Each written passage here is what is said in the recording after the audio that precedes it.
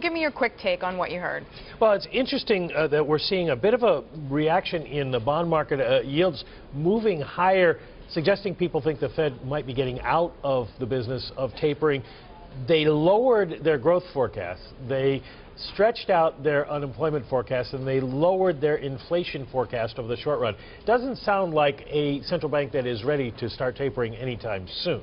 Okay, it doesn't sound like that, and I'm actually just going to toss it out to Julie Hyman. She's in the newsroom. So, Jules, Mike just alluded to what the bond market is doing. If you look at stocks, they are much lower. I mean, prior to this announcement, they were down across the board, but I see these losses have steepened.